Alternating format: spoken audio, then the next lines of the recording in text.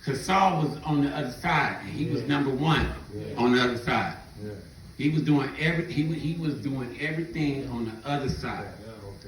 But when Jesus freed him on that Damascus journey, when he got blind, and when he restored his sight, Paul knew Jesus' number one message was love. When he got converted from Saul to Paul, he knew.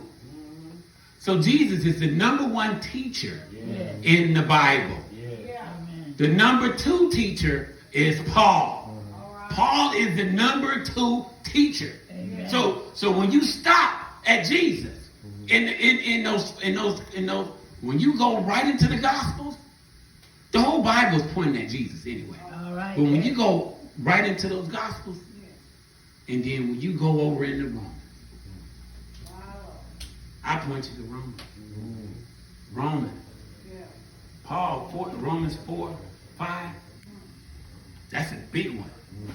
Paul was free. And when he was free, he was free. There's no one in the Bible like Paul. No servant in the Bible like Paul.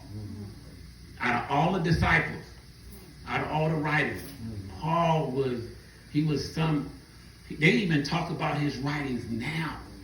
Not even like as far as theological. Just the way the letters was. They got scientists talking about how Paul wrote way back then. But we, as Christians, we can take the word of God with authority and we can be free. We never was in bondage unless somebody's over 2,000 years old. We always been free.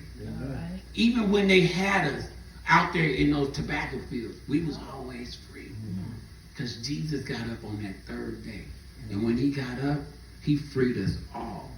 So we could be in bondage because we choose to be in bondage. But we can choose to call on the Lord. And when we call on the Lord, he's ready fast. We didn't find him. He's ready fast and he's already there. He's quicker than a Google search. He's quicker than a text. He's quicker than quick. He's quicker than Muhammad Ali when he said he turned off the light and he got in the bed before it got dark. He's even quicker than that. God is so good that when he gave his son, he gave us his best. And then he freely gives us grace and mercy. And when we call on that mercy, he'll strengthen us. And he'll strengthen those around us. And to the point where it'll be generationally free. It'll be generationally breakthrough. And we can pass it on down to our children. Amen. I remember that when I was sitting in the pew, my granddad was there praying to Jesus. My earliest picture in this world is I'm 2 years old sitting on the front pew looking at my granddad, my mom, and my uncle and auntie in church. While I seen they took in $5 in Sunday school. Amen. $12 in banner class. Amen. It was hot too. And I still remember sitting there in that same old church when I was grown, looking at the same pews, thanking God for what he's done and what he's still doing. We are free, and we are free indeed when we trust in the Lord. Amen. Wonderful message, Pastor.